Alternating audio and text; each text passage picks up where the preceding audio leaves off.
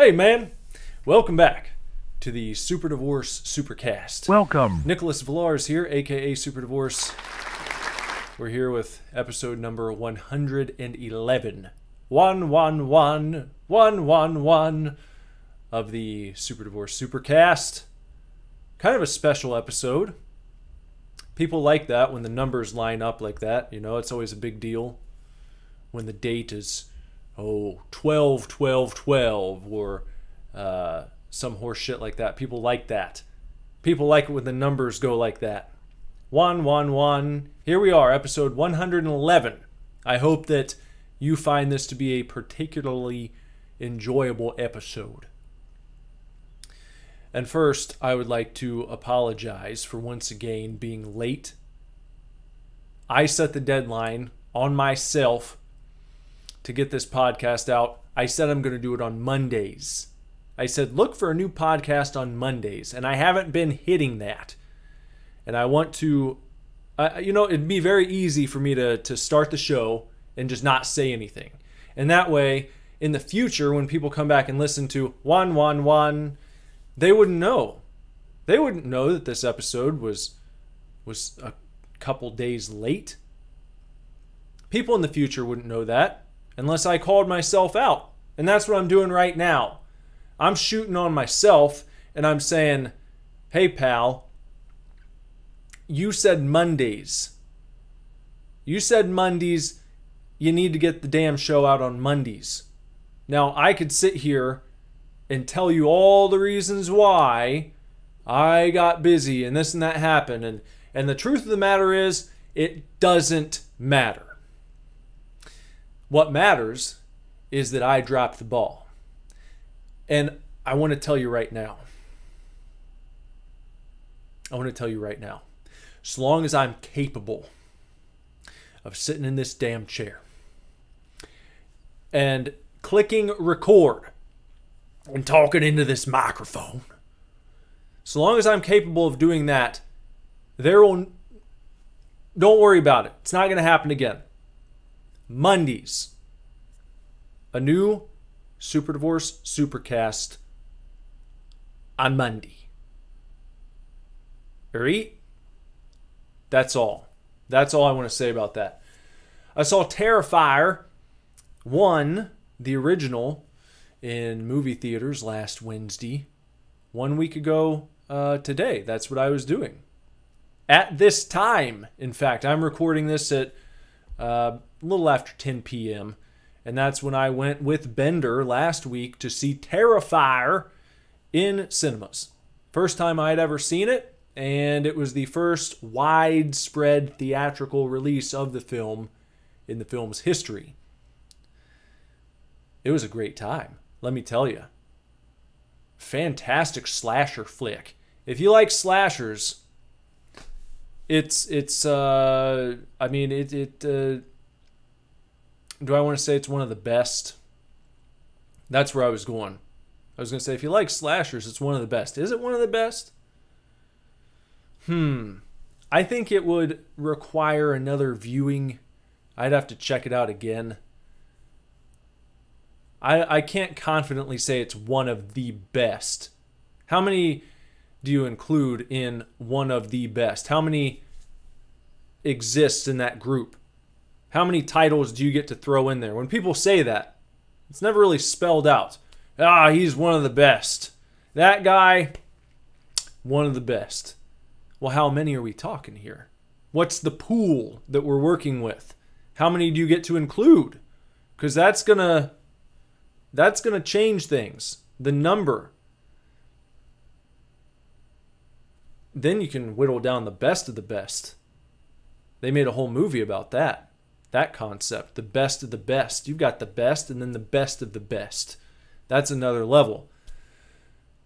I feel like maybe Terrifier could be included in the best slashers. Its historical significance, what it kicked off. You know, obviously spawning, and I know that Art the Clown did not make his first appearance in Terrifier, the original film. There were other instances of Art the Clown in previous short films and so on that Damien Leone had done. But Terrifier, the original, it's pretty significant. Because Terrifier 2, when that came out, that set the world on fire. That really that inspired a lot of independent filmmakers in general. Seeing this really, really gory, bloody horror film that was made with love and care and attention to detail, and respected the fans that they had built up over the years, giving them more of what they wanted, not subverting their expectations.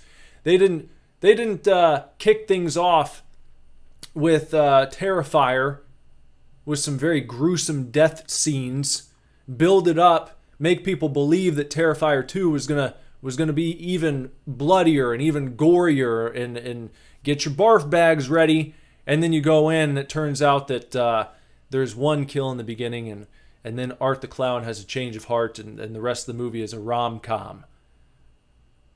A kind of slapstick rom-com. They didn't do that. They gave Terrifier fans more of what they wanted, and oh, well, what do you know? Not only did fans of Terrifier the original and Art the Clown come out in droves, but they dragged their friends and their families out to see it, and they told people about it, and they posted about it on social media, and guess what? Guess what Damien Leone didn't have to do much of? He didn't have to do much of ad campaigning. He didn't have to do much of buying commercial space. He didn't have to convince people by begging them, oh, I'm an independent filmmaker and I put my back into this movie, and oh man, it's going to bum me out if you don't go and watch it. Please, please go and watch my film. He didn't do that. He didn't have to. And I've come to the conclusion over years that that if you connect with people, if you make them feel an impact, if you inspire them in some way, if you give them a genuinely good time, then they will go out and they will do your advertising for you. Not to say that there's no good time to buy ads or that people can't benefit from doing so, but it seems to me, when I think back on all the shit that I've gotten into over the years, all the stuff that I've stayed interested in, it's typically been stuff that I kind of stumbled upon by accident that just blew me away, or stuff that a friend or a family member told me about. You got to see this movie. You've got to listen to this band. Stuff like that, where the pitch is enthusiastic and it gets you interested, and it's coming from a place where you trust the person who's telling you. You know it's not just some shill coming out of the woodwork trying to move units. It's someone trying to share an experience with you. And that's what Terrifier 2 had going for it. That movie, in case you didn't know, that movie back in 2019 on Indiegogo raised over $215,000 by over 1,200 backers. Now you might hear that and think, oh, that's pretty good. In your mind, I know you're not blown away by that. You think of the budgets for some of these big blockbuster Marvel movies, the summer hits. You think of your Avatars, where we've got to make $1 billion or we're going to lose money. That kind of stuff. That's what we're used to hearing now. So you hear, oh, well, it raised $215,000, so what? Good job, Damien Leone and Art the Clown. Good job, guys. Who cares? Well, here's why you should care. This is the inspiring part of the story. The original Terrifier, back in 2016, when Damien Leone launched the Indiegogo campaign for the first Terrifier film, they only raised $4,300. $360 for the first film, which was only 29% of their flexible goal of $15,000.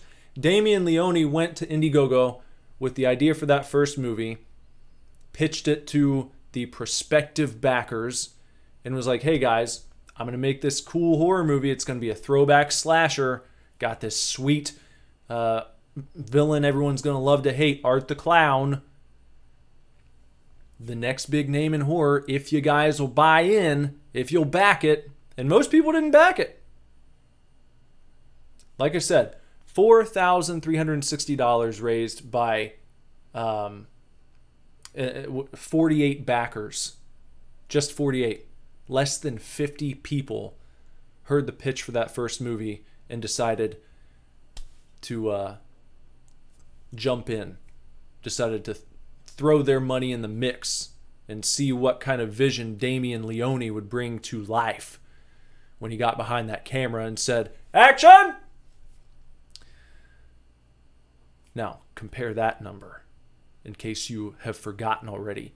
You go from 48 people backing your first film, only offering you up just a bit over $4,000 for the production of it, to 3 years later, coming back to the same platform, to Indiegogo, and saying, that movie that I told you about in 2016 that you didn't want to back, that some of you, that just a scant few of you backed, turned out pretty well, didn't it? Got quite the cult following going. And so when Damien Leone returned in 2019 to Indiegogo, a bit different story. 1,200 backers, raising over $215,000. And then going on to do $15 million at the box office. That is what my friend Celery Montaigne might refer to as a big W. I would say that's about the biggest W that you can get as a filmmaker. Independent filmmaker, out of nowhere, word of mouth, no big ad campaigns, no big studio behind him, just adoring fans, a great cast and crew with their hearts and souls put into it. Superb. Just a superb story. And at the movie last Wednesday, great time, great atmosphere. It was pretty gritty. You know, Terrifier 2, it's definitely gory. It's up there. It's one of the goriest horror films that you'll see in your lifetime. But the kill scenes in some cases are so absurd that it borders on like just dark comedy, because it goes so far beyond what you see in other horror movies. Like I said, it borders on the absurd at times. And I think that's actually provides like, it does the trick of providing maybe some degree of comic relief for seasoned horror fans. You know, if you've never seen a movie like that before, then it might traumatize you. And you might be one of the people that they were talking about in the blurbs, you know, prepare your barf bags. Damien Leone, I think, even said that in the little introduction to the film, because before the movie started last Wednesday, there was an introduction by Damien Leone, and he appears up on the silver screen there talking to the audience, and thanks everyone for coming out, and thanks everyone for supporting him and all the cast over the years. And then at the end, there was even like a fan thank you segment where they showed a montage, like after the credits rolled, showed a montage of various Art the Clown tattoos that people had. They showed pictures of people who had cosplayed as various characters from the movie series. And just, again, going out of their way to show appreciation for fans. And I think that really matters. And I think that sticks with people. And, okay, maybe it didn't bring in $1 billion at the box office. But guess what? Everyone involved is going to be over the moon about that $15 million number that they did on a movie that only, its budget was about $200,000. I mean, that is just blowing past the return on your investment. So no one should be surprised that Terrifier 3 is in production right now. They started shooting in July here earlier this month. So looking forward to seeing where this series goes in the future. I think that Art the Clown, he is he is this generation's Freddy. He's this generation's Chucky, Jason, because there aren't any others coming in and vying for that spot, really. It's just not something you don't hear of. There are no new names in that conversation. Not in the mainstream. You might have some outliers, your Victor Crowley and such, but that didn't burst through into the mainstream the way that Art the Clown has done. And before I move on from Terrifier, I wanted to show you guys something. Well, I'll tell you about it if you're not watching on YouTube, which, reminder, ding, ding, ding, you can. If you would like to watch the video version of this podcast, you could be doing that on YouTube at youtube.com/SuperDivorce. Also catch daily gameplay videos and video game live streams Tuesdays and Thursdays at 10:30 p.m. Stop by sometime. Love to have you. Anyway, I was on Twitter several weeks back and I saw Witter Entertainment, company who does some fantastic work with VHS tape releases. Sometimes they're re-releasing older movies and sometimes they are releasing VHS tapes for like brand new horror films usually. And they did a Terrifier and a Terrifier 2 release on VHS. Multiple editions of both films.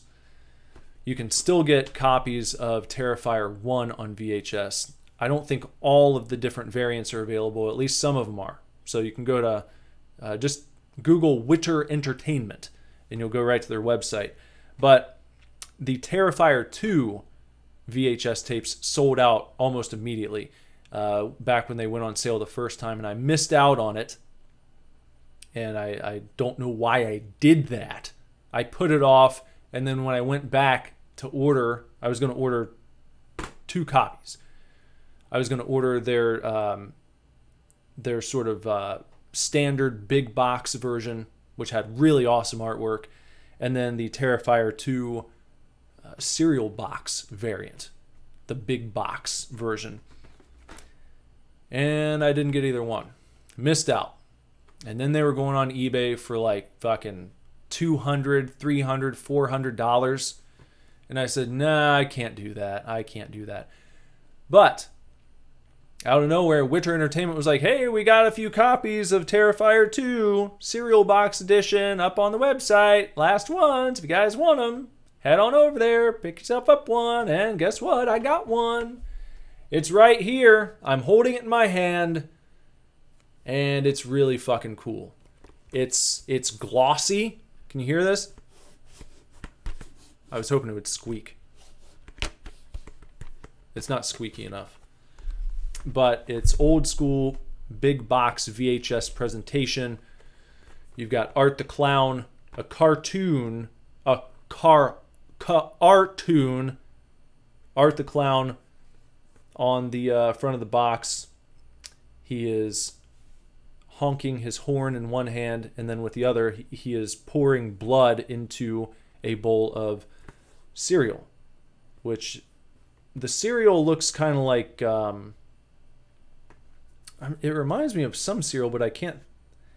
It looks like it would be a rice cereal, you know, kind of like a rice puff cereal, but imagine like red Rice Krispies or something. That's kind of what it looks like. And then there are saws and razor blades and horn. I guess you'd assume those are marshmallows. But in the movie, there's a scene where a kid is eating a bowl of this cereal, and it's actually got like real razor blades and shit in it, and it's just like destroying his mouth, and blood's running down his chin, and really creepy, really nasty looking cereal.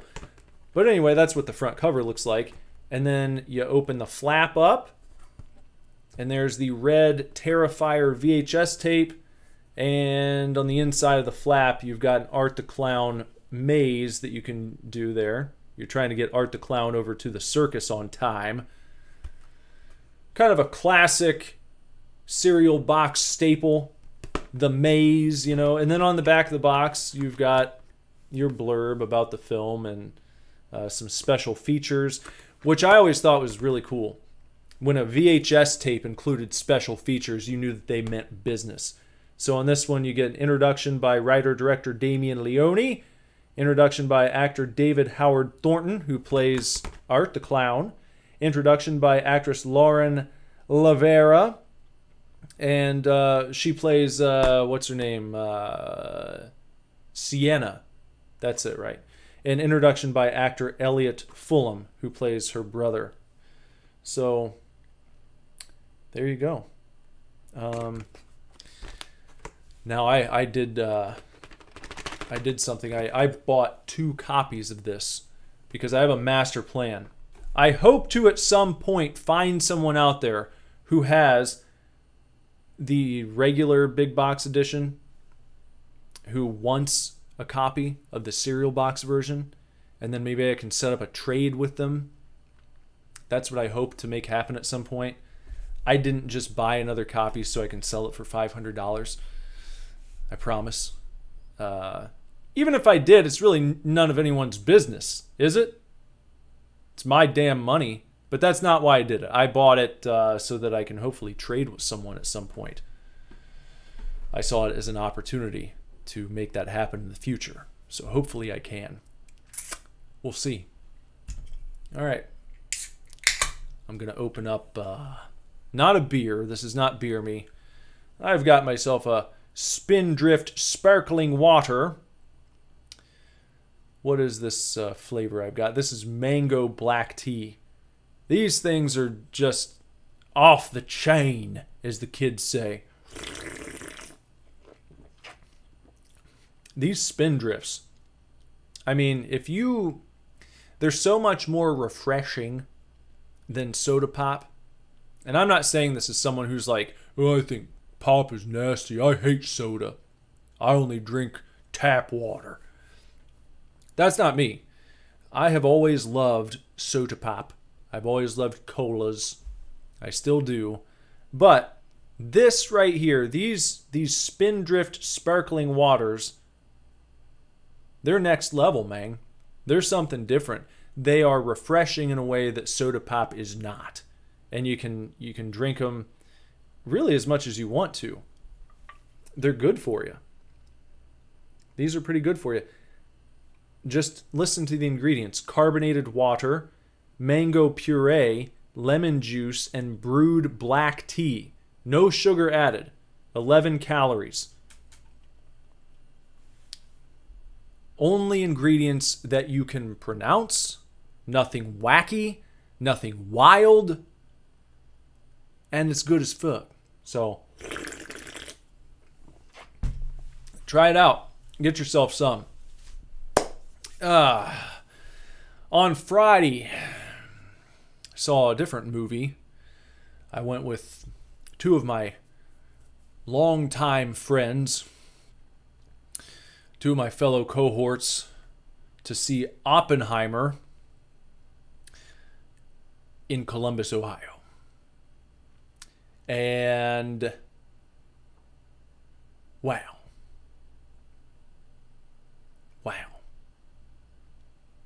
What am I saying wow about? The movie? Well, I can, and I will, but just then I was saying wow about the insane lines for popcorn and beer. Barbie released on the same day. I'm sure that all of you know this. It was a big deal on the internet leading up to the release of both films there. You know, the Barbenheimer movement, whatever the shit you want to call it. People were making t-shirts that were like half Barbie, half Oppenheimer, fusing the names together in different fonts and doing all sorts of chicanery. It was a big playful event. The fan bases for both films seem to be going along with the fun pretty well. It's fine. I have no problem with any of that. I'm glad to see people excited to get out to the cinemas. It's nice. But, come on. If you're running a cinema and you don't adequately staff your snack bar concession stands and your beer garden, your bar area, you deserve to be fired. If I worked at corporate and I went to the theater where I saw Oppenheimer on Friday, and they have escalators that kind of take you up and drop you off right in the lobby because it's in a mall, which is classic. Love that.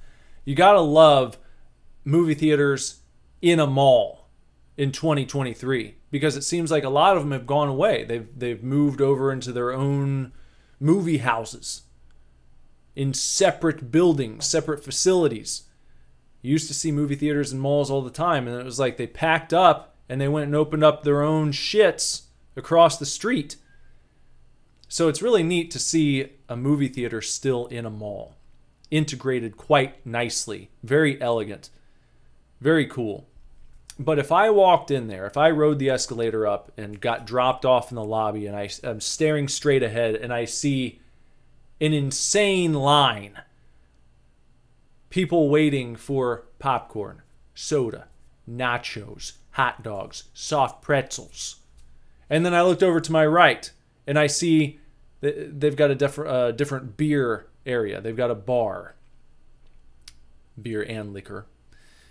And that line is just snaking its way over into the concessions area almost. And there's one bartender working.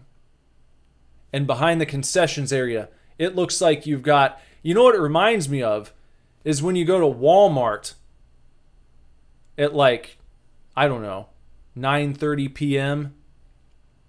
and they've got one cash register open.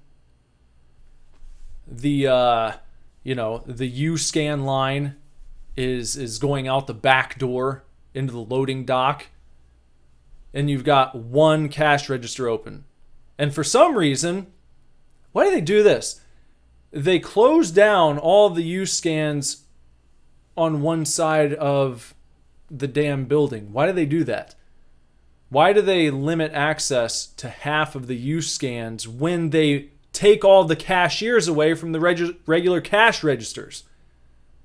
And they funnel everyone over into one area, which just makes the line infinitely longer.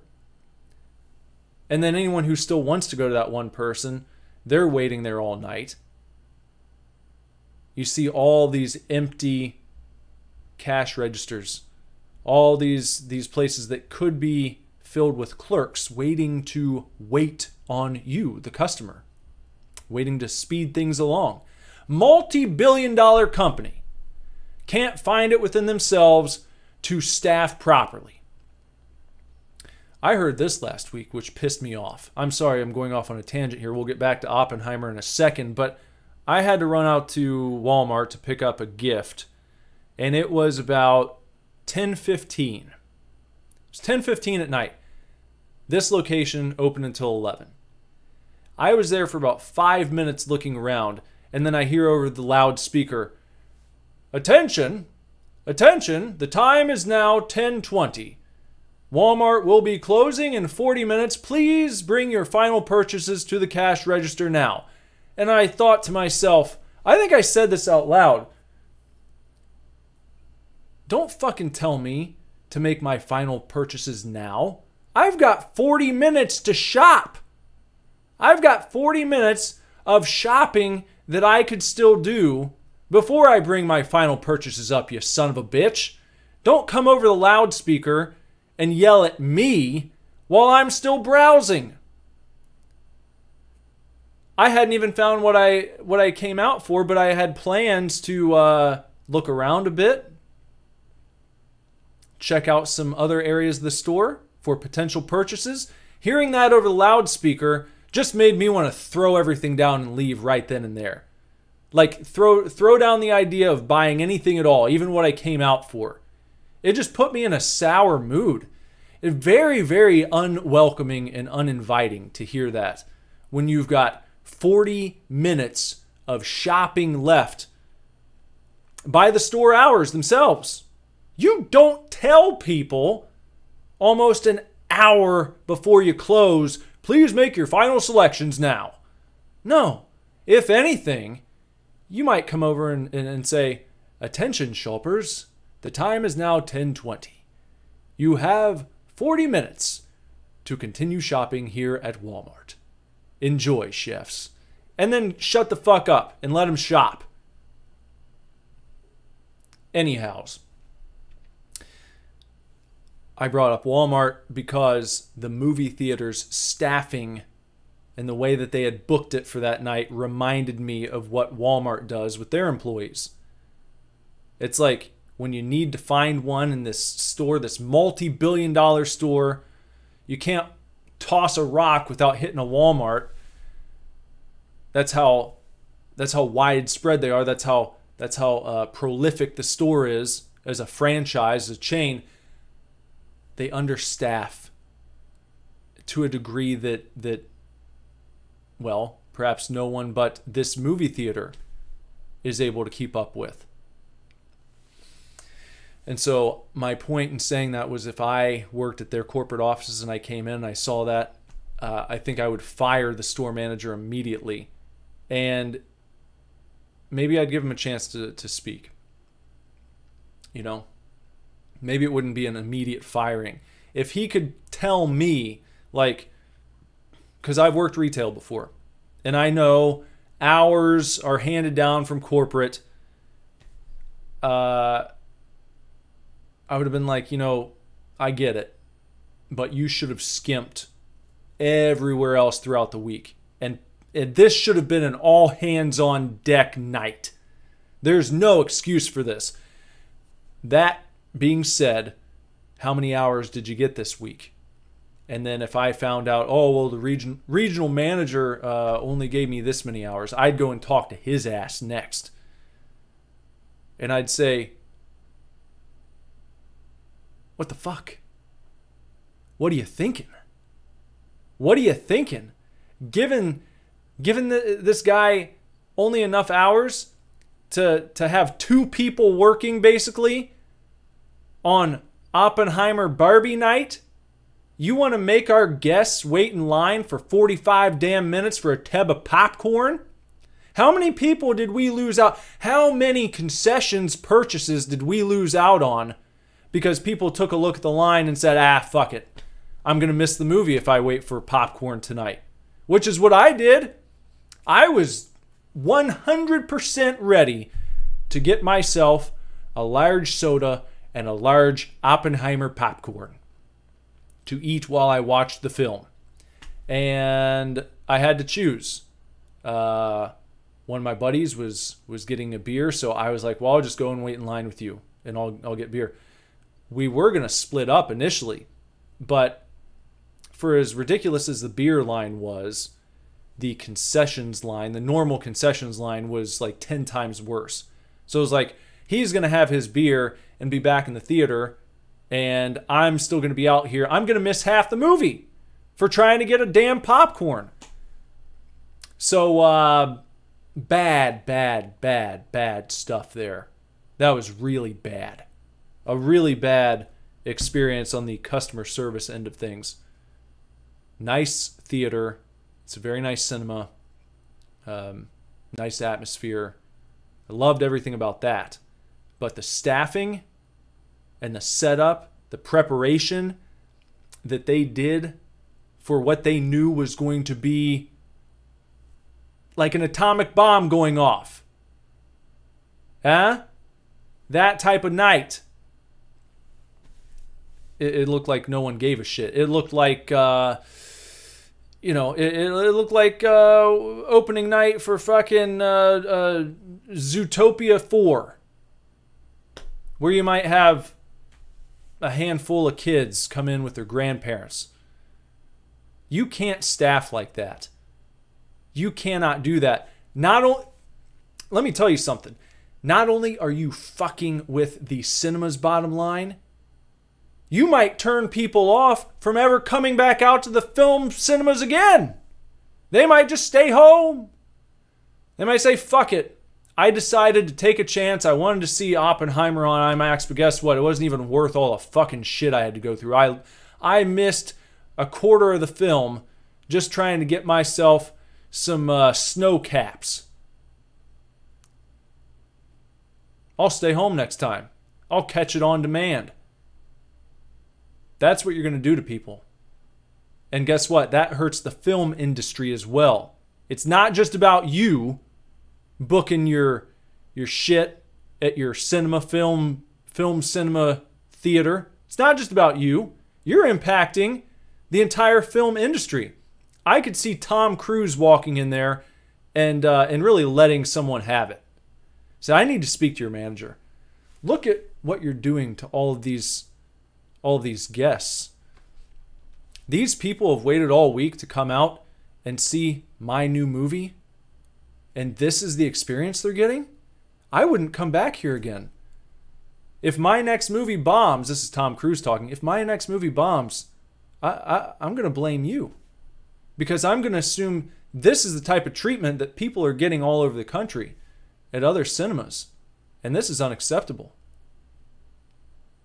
And Tom Cruise leaves and then announces the next day he's buying Regal. He's buying AMC. He's buying all of them. And it's going to be a complete overhaul. And he's going to come and train every single staff across the country. It becomes his mission for the next 5 years. It's all he does. Make a good movie. I'd watch that. But Oppenheimer, the film, was fantastic. What I can't say anything that hasn't already been said. One of my buddies who I went to this film with, he might be watching this right now, Jason. He wrote a fantastic review, professional grade. It could, I mean, I don't even want to say that his review would fit right in the pages of the New York Times, the Washington Post, or the Atlantic, because those are all garbage to me. Jason's reviews are I mean, they leave those things in the dust. All their writers, all their critics. If he had his, if he's listening and you want to, go ahead and leave a link to your review in the comments below, and I will pin it as the top comment on this episode. So people for all time, when they come here, if they get to this part, they'll be like, oh, he's really gushing about this review his friend wrote. I'm not just jerking him off because he's my buddy. It's a fantastic review. Go and read it. Jason, please leave a link down there, and I'll pin it. And I'll send people over to read your review of Oppenheimer. I don't even need to go into it. Just, it lives up to the hype. I think I mentioned that on the last podcast. I think I said I wasn't worried really, but I wondered. That thought had entered my mind. Is this going to live up to the hype? Is it going to be as good as people are saying it is? Yes. Yes. Performances, set pieces, special effects, everything was off the charts. Seeing it on the IMAX, of course, it's a bigger screen, but the movie itself, it felt grand and just expansive and deep in a way that most movies do not.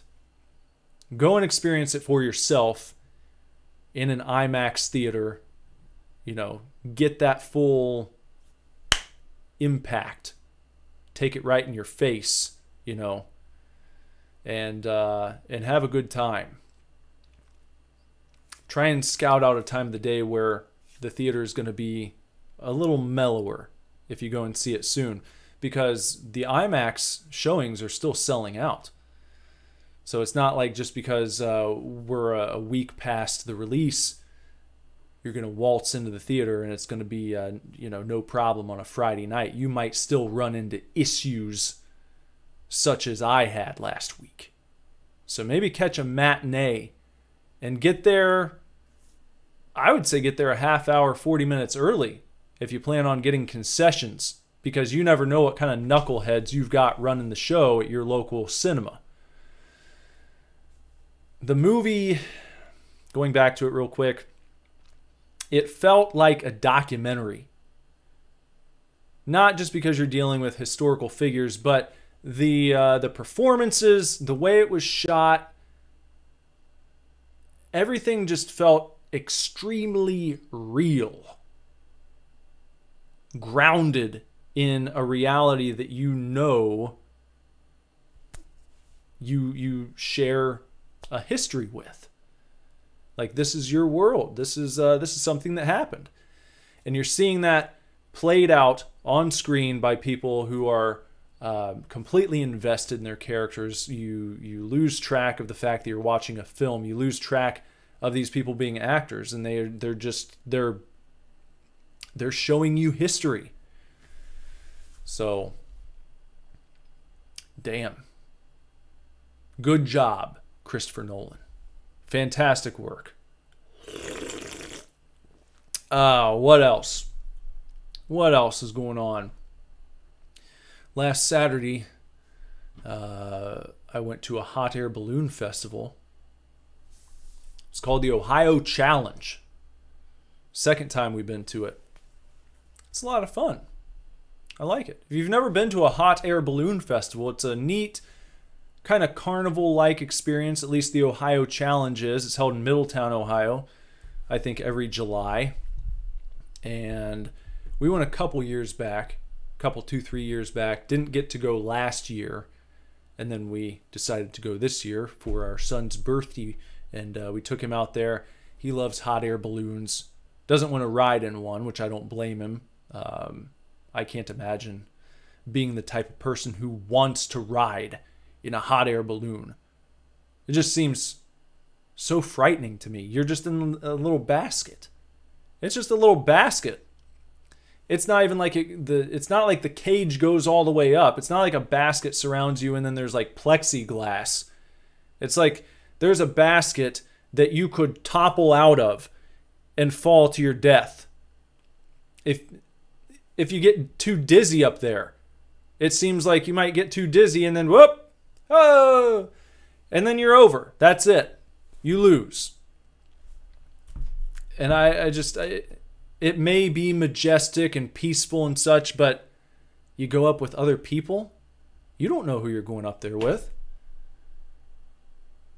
You know, you might get some guy with delusions of being in the Royal Rumble, and you're sitting there and you got your arms resting on the basket, just looking out peacefully, and then the guy comes from behind, whoop, and just fucking just topples you over.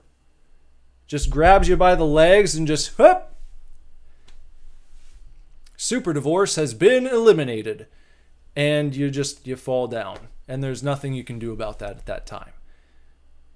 Perhaps if you were harnessed in, that might make me feel better. If you had some sort of harness, you see the rock climbers strap into these contraptions and these belts and vests and things. If you had something like that was firmly connected to something, to a very sturdy part of the hot air balloon structure, to the basket, and you're on like a bungee cord or something, just in case that guy did come from behind and he just tosses you over just because he's having a bad day. Maybe he didn't like the way you looked. He saw you walking across the field and he's like, I don't like that guy. I'm gonna toss him out of the hot air balloon. You never know. People are crazy. I guess if you go up with someone you trust, then that would put your mind at ease. But if you're sharing space with just complete strangers and you're in a basket, however many hundreds of feet in the air, that just does not seem like a risk worth taking to me. I'd have to go up with people that I really trusted, because I don't want to be heaved over the side of the hot air balloon basket. I don't want that to happen. So I'd rather just stay down here where I don't have to worry about it. I don't know. They do these at the Ohio Challenge. I saw this. They've got, I guess you might call them like tethered balloon rides. I think that was the name, where the balloon is tethered to the ground by ropes, and they still, you get in the basket, they take you up fairly high, but not like up in the sky high. So you get to go and you're, I don't know, several stories up in the air, and the balloon's floating, it's fully filled up and everything, and you're being taken up in the balloon, but the ropes that are attached to the ground stop you from flying off into the sky. So that's an option. I might do that again with someone I trust, maybe with my wife. If it was just us, I might do the tethered balloon ride, see how that is, and perhaps graduate to the full hot air balloon experience. But as for right now, I have no desire. I'll go and watch the balloons. And they do this thing near the end of the night where they get all these different hot air balloons to line up next to each other, and every hot air balloon has a different design on it. You got there was a Paw Patrol one, there was a Tweety Bird. They had all sorts of shits. And they blow them up and get them fully inflated, and this is around dusk. So starting to take the lights down a little bit, and then when the sun goes down, they start lighting these suckers up. They're on the ground, they're fully tethered. These aren't rising into the air, but they're fully inflated. And then they have music playing, and they'll kind of light the balloons up in unison, sometimes to go with the music that's playing. So you get this light show effect. You get the balloons lighting up, illuminating with the big explosions of fire that you see shooting up into the fucking whatever it is. I don't know any terminology when it comes to balloons. Shooting up into the balloon, is there like a chamber where the fire goes first so it doesn't set the damn thing on fire? I don't know how that works. I don't know the logistics behind hot air balloons. I'd have to talk to someone who does. Maybe I'll invite a hot air balloon expert onto the podcast sometime, and we'll talk all about hot air balloons. Talk about the Ohio Challenge, where they had, as I said, it's kind of a carnival-like atmosphere. So they have a lot of carnival food stands and food trucks, and the atmosphere is very much like a 4th of July celebration, summertime, carnival, that type of shit. And it's really, I love that atmosphere, but something that pisses me off about going to those things is like going to the county fair. I love walking around. I love seeing all the sights. I love the smells. I love the way it looks. I love hearing the laughter and the mirth and being surrounded by all this good cheer. But anything that anyone wants to do, the time you have to wait, especially if you have passes to a place like Kings Island, which we do, like an actual legit amusement park. I think it was actually just voted, maybe I said this recently, I saw it was voted the second best theme park in the entire country. Kings Island was 5 minutes down the fucking road. And guess what? I was there earlier today and rode some of the best coasters in the park. Didn't wait longer than like 10 minutes for any of them, which is a great thing about living down the street and being able to pop over there in the evening on a weekday. You go to the carnival, you go to the Ohio Challenge, you want to get on the scrambler, just an old-fashioned scrambler, Or you want to get on, you want one of the kids to get on the little airplanes to go up and down in a circle, that kind of shit.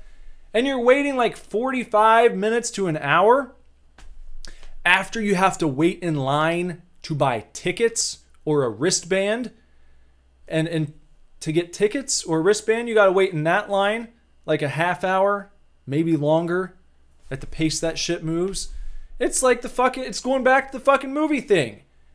It ruins the experience. So we just kind of like walk past all of it.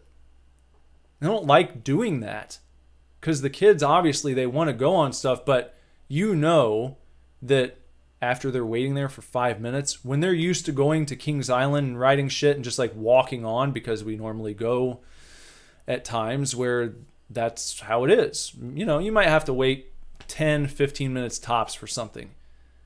But at a carnival, at a crowded county fair, after you wait in line to get tickets and then wait in line again to ride the ride, and that ride length is whatever, 30 seconds, and you had to wait a half hour, 45 minutes, an hour to get on the damn thing. It's just not worth it. So we kind of walked around that stuff, saw it. They wanted to go and explore, and it's like, we'll look at it. We'll look at it. But I think that they saw how ridiculous it was, and it was like they didn't put up too much of a fight, thankfully. But that, again, someone could walk in there, some innovator out there could walk into that setting and be like, we can do something better. We can tweak this. We can modify this arrangement so that people aren't waiting 40 minutes for a wristband to ride rides and then another 40 minutes to ride the Ferris wheel that goes around 2 times and then lets them out and they're done. Gotta be something. There's gotta be something that can be done. Then we came home after that. Before we went to the Ohio Challenge, Jess and I had gone out to the mall, the local mall, and we picked up a new Lego set that we started doing on a live stream on Saturday night. We're building the Pac-Man Lego set, which is really cool. They're doing a great job with their video game themed sets these days. They're expensive as shit, but I would say they give you your money's worth with them. Very, very cool. And they always give you these neat, not just instruction booklets, but like the beginning, the first maybe 10 pages of the instruction booklets for the Pac-Man one, for the NES one, for the Atari one. They did it with the Friends and the Seinfeld sets. They give you like basically a mini magazine, like a mini fan magazine, talking about the show, talking about the creation of the set.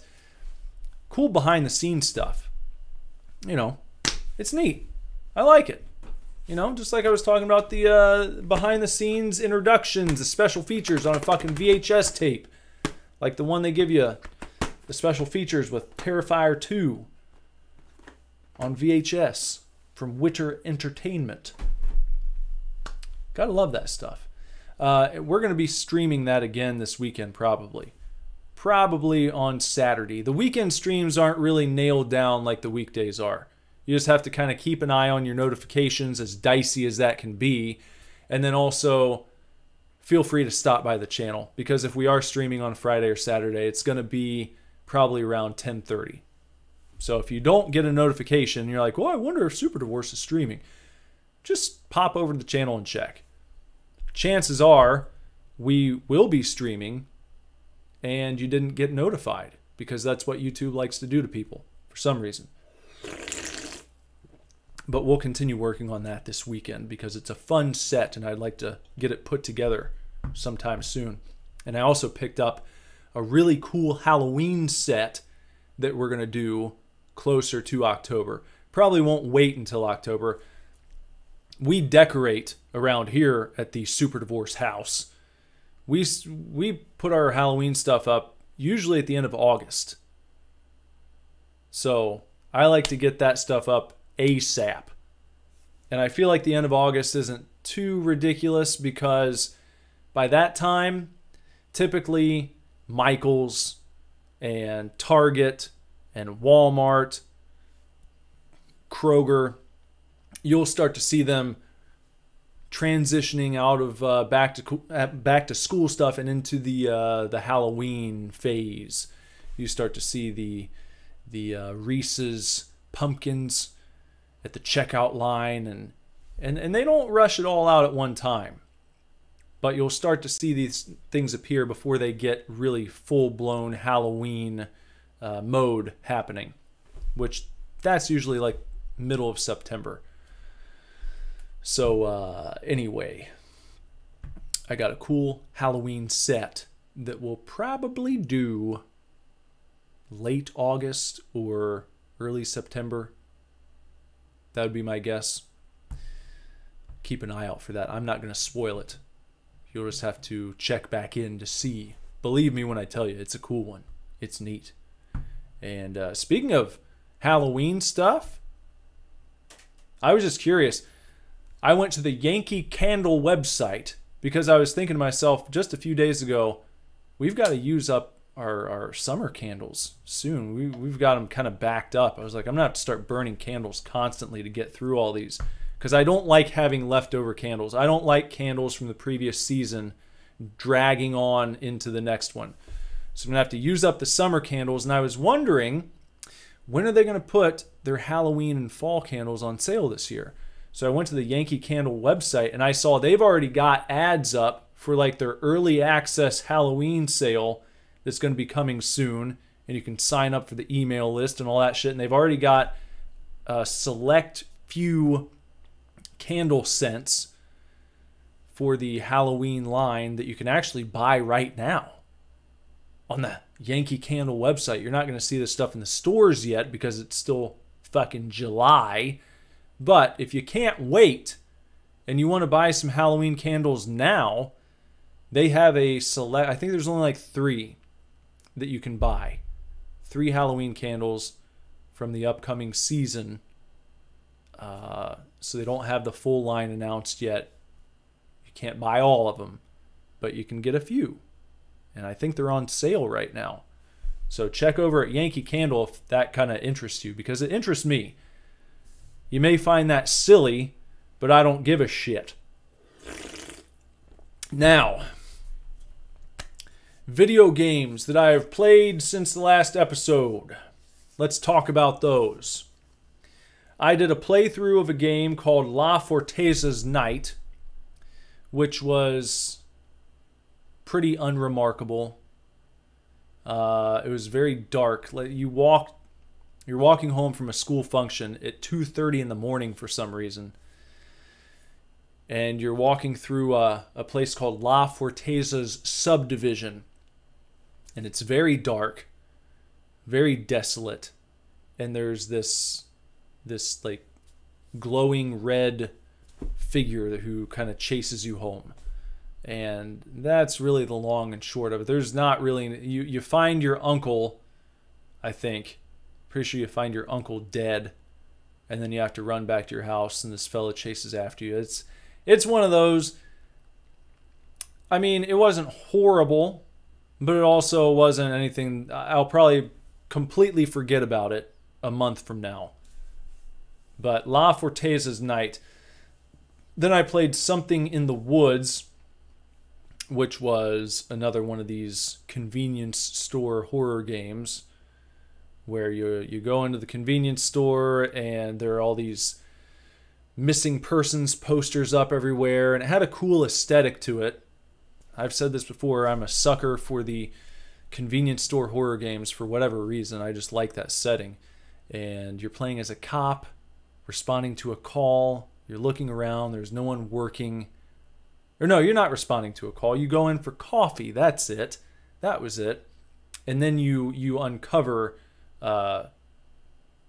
evidence of something nefarious that's happened behind the fucking convenience store. I was pissed off because you couldn't get your coffee. You walk over to the coffee maker. You see the coffee cup sitting there after you make it with a Keurig. It looks like a Keurig machine. That'd be really cheap. If you walked... I've got a Keurig. Nothing against a Keurig. But if you walked into a convenience store and you saw they didn't have like pots of coffee, they didn't have like the big ass machine, the industrial machine, they just had a Keurig sitting on the counter, you'd be like, this place is a little sketchy. I don't like this. But anyway, you make your coffee, and then when you try to pick it up, the message on the screen is like, I should pay for this first. And then you go over to the counter and there's no one there. And then you have to go exploring. You try and find the fucking guy, and you end up encountering a monster who chases after you, and you know, you shoot him a few times, you put him down, you find a dead body, you go back to your police cruiser, and then just before you're gonna leave, what happens? I think do you take off down the road? I think you get away in that game. I don't know. I don't remember the ending. I'm getting the ending to Something in the Woods and La Forteza's Night mixed up. I think in one of them, you end up getting caught by the bad guy either way. I don't remember. It was okay. That was all right. Something in the Woods was probably a better game than La Forteza's Night, but nothing that's going to knock your socks off. And then I played The Frozen Garden, which was like a bite-sized Silent Hill. Tank controls. All these games, by the way, on PC so far. The first two I found on itch.io. The Frozen Garden is on Steam, if it sounds intriguing to you. I think it's at least intriguing. It was like $4.99 for about maybe an hour's worth of gameplay. That's why I said it's like a bite-sized Silent Hill type of experience. Plays like an old school Silent Hill game. Tank controls, kind of some little mini puzzles you have to do to solve the riddles of the game and move forward in the story. And, you know, not too difficult. You could probably get through it in one sitting. I think that's what it's probably meant to be played in, is just one sitting. You sit down and play the damn thing and you're done. So that was all right. You play as a guy. You're trying to find your wife. You're looking for your wifey, and then you do find her, and it turns out, oh, she's in this fountain. She's in a frozen fountain, and you're trying to get her out. And how do you get her out? You gotta go in the fucking house, and you manipulate the time on the grandfather clock. And each time you do that and go back outside, it changes the surroundings. You have to find particular items, bring them back to the house, collect certain things, and try to unravel the mystery of how the fuck you're going to get your wife out of the frozen pond. The frozen garden. The frozen pond in the frozen garden. Not a bad one. Not a bad one. It was okay. Then two games that have knocked my socks off. My Friendly Neighborhood and the Five Nights at Freddy's Rune DLC. First of all, My Friendly Neighborhood. Imagine a sort of, it's like a sort of Sesame Street, like an evil Sesame Street scenario. That's what you're dealing with in My Friendly Neighborhood. I've streamed this now 4 times. Has it been? 3 times. The 4th time will be on Thursday night. I thought I was going to complete it on last night's stream, and I ended up playing for 4 hours, which is a lot longer than I normally do on a Tuesday or Thursday night stream. But I kept playing, because I was thinking, all right, I've got to be getting close to the end. I got to a point where you have to take an elevator up to the top of this very tall building. And I was like, well, surely I'm going to take this elevator up here, and it's going to be like the final showdown with the final boss. And that's not what happened. You go up into another area, and you can tell, all right, this is another huge map, basically, that I'm going to have to explore. More puzzles I'm going to have to solve. More doors I'm going to have to open with various keys and all that kind of stuff. Because there's an element to this game My Friendly Neighborhood that reminds me of the recent Resident Evil games that have come out. You know, and it's got elements of kind of classic survival horror in there, even though you're fighting against puppets. There are a few jump scares, but it's not really like a really scary game. I guess you would classify it as a horror game, but it's more of like a kid-friendly horror game, I'd say. You use letters. You've got a gun. It sounds really strange. You use a gun with cartridges or magazines, sorry, that you load into this gun. And the magazines are basically like Rolodex. They look like Rolodexes, you know, like paper Rolodex, and you load it into the gun and you shoot letters out. I don't know how it works. Somehow, between the paper that the letter is written on and the firing of the gun, it turns the letter into like a big gold metal letter, and it shoots out of the gun. You blast these puppets and they go toppling and ragdolling all over the place, and they come back to life unless you tape them up. You also have to go around and look for duct tape to tape up the fucking enemies that you kill or incapacitate. And if you don't tape them up and you leave the area and come back, they've gotten back up again. They'll chase you down. They'll come after you. All that kind of shit. And you've got, you know, you've got your health meter, and you've got health potions you can take to restore your health. And there are save slots. You know, they've got save machines and health machines that you can activate with the little tokens that you find. The atmosphere is incredible. It really gives you the feeling that you are playing the game on the set of a show like Sesame Street. You know, there are some really cool areas you go into. Probably my least favorite is the sewer. I don't like sewers in games. I don't know why. Similar to my aversion to warehouses in games. I don't like warehouses. I don't like sewers. I think it's because there's only so much you can do with a sewer or a warehouse. Sewers and warehouses just have this kind of monotonous, like, just let me get past this and just fucking whatever you got for me next. Cities, you can do all sorts of stuff with signs and with buildings. A sewer is a sewer. A warehouse is basically a warehouse with some slight variations. But, I mean, again, walking around a city street, you can have the buildings look all different. You can have different styles of architecture. You've got, you know, you can throw homes into the mix. You can have skyscrapers. You can have fucking churches and libraries and buildings that look vastly different from one another.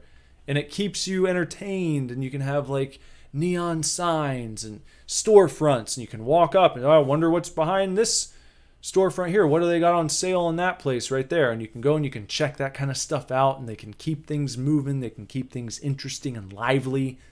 When you go down into a sewer, it's just like fucking sewer tunnel, maybe a few lights, maybe some dripping water here and there, some machinery that you probably have to fix. It's just it does not hold my interest very well. I'll deal with it, and it's not like the sewer in My Friendly Neighborhood looks bad. It's just another one of those segments where it's like, okay, all right, I get it. I'll do my thing down here and let me try to get this over with as fast as possible so I can get back to the other areas of the game that are more interesting, like the park, like the sound stage, like the office building. You know, these things are cool to me. I like those. I like the aviary. There's an aviary in My Friendly Neighborhood. It's like a huge bird cage with a big spiral staircase that goes up. And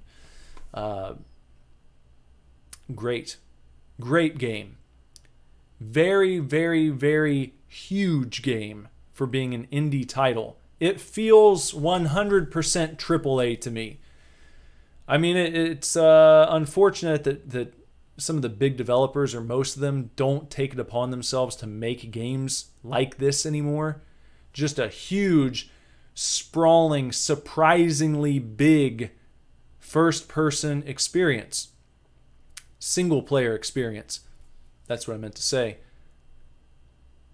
A game that surprises you with how much there is to do, with how much there is to uncover, with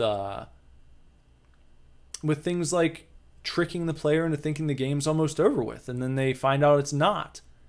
And to not have the player be bummed out about that, that's another line you have to walk very carefully, because you can sometimes you can draw things out too much if there's been too much monotony, if you've put the player through the ringer too much, if you've made them do the same things over and over and over and over again, if you haven't kept it varied, then you could hit that point where they think it's over, and then you surprise them with more gameplay, a whole new section, and they're like, fuck, I don't want to do this anymore. And then they complete it only because they put so much time in up to that point. And so they kind of grit their teeth as they're playing the rest of the game. You don't want a player to go through your game like that. And that's not how I'm going through My Friendly Neighborhood. I'm going through it smiling most of the time. I have gotten frustrated a few times, but overall, the experience has been fantastic, and I'd highly recommend that you play My Friendly Neighborhood.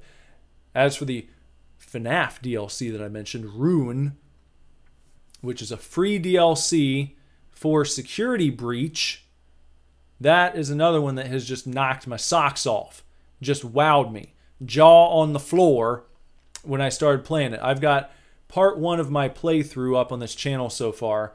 Made it just about 2 hours in, which is honestly bigger than I thought the DLC was going to be overall. I had not seen a whole lot about it because I was trying to keep my head buried to not get spoilers, to not know too much going in. I did read the update from Steel Wool a few weeks ago that said basically, the Ruin DLC is coming on this date, what was it, the 25th, and it's going to be a completely different experience. A lot of times developers will say that. You'll hear that from not only game developers, but producers, creators of TV shows or movie series. Oh, the sequel is going to be, we're taking it somewhere you've never seen before, and then the sequel comes out and you're like, that was just like the last fucking thing.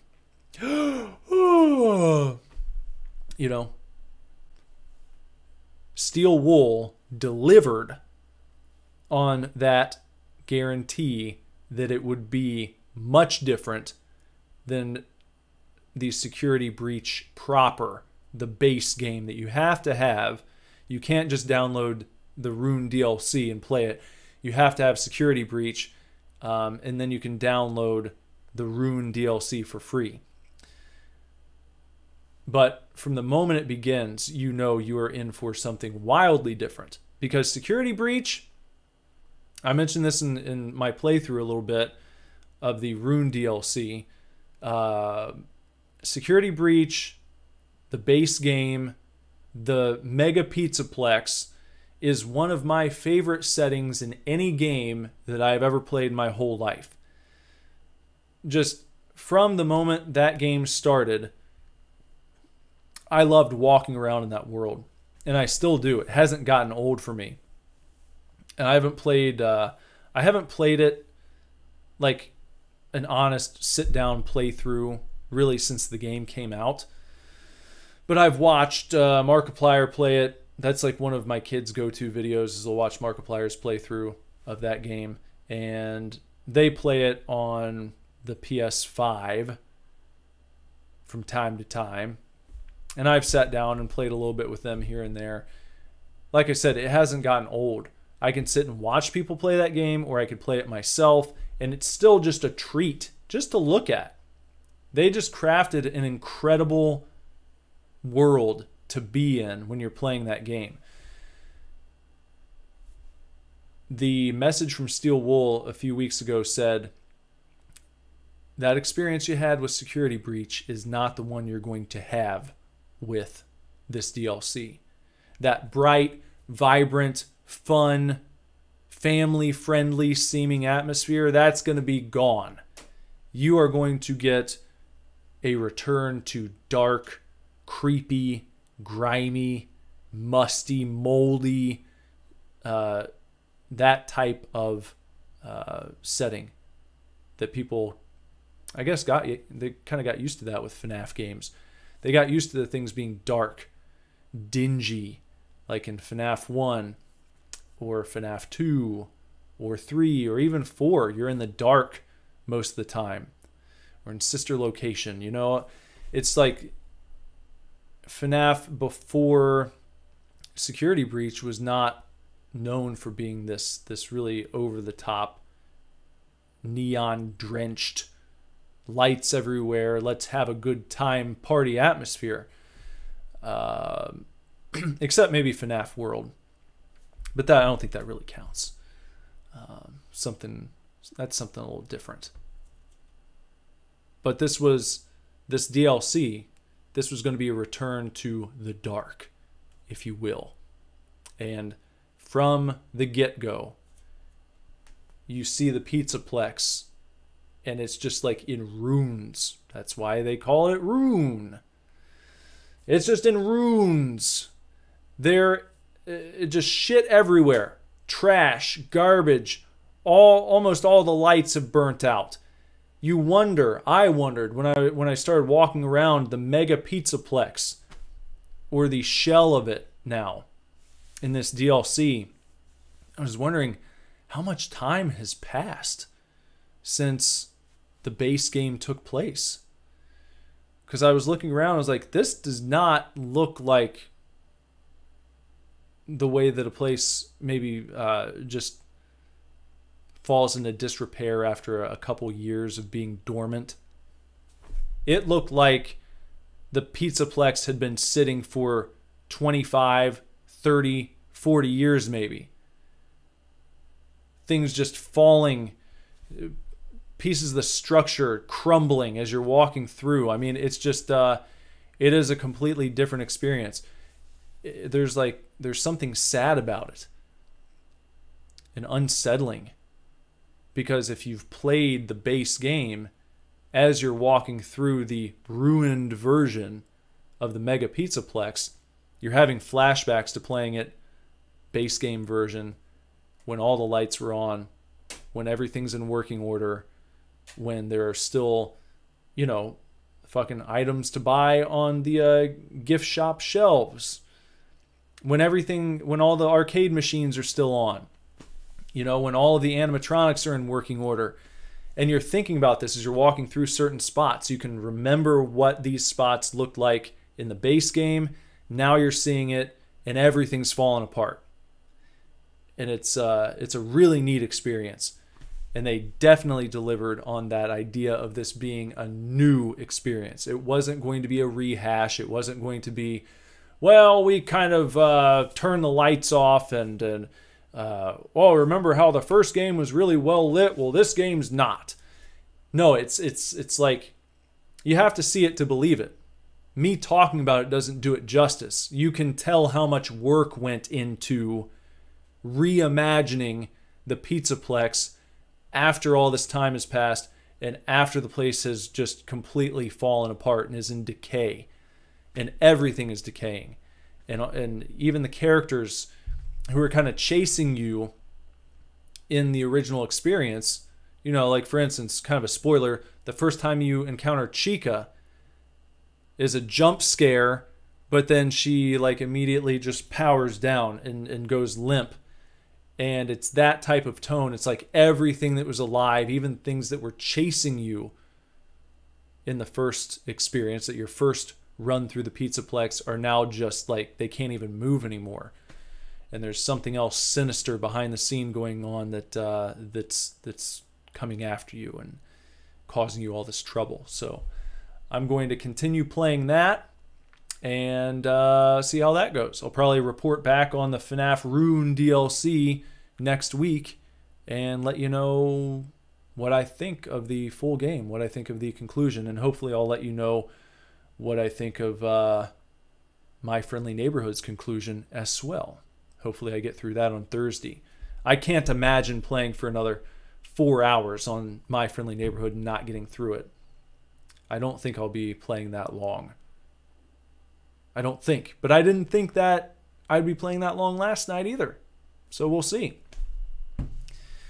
Anyhow, I think that just about wraps up things for tonight.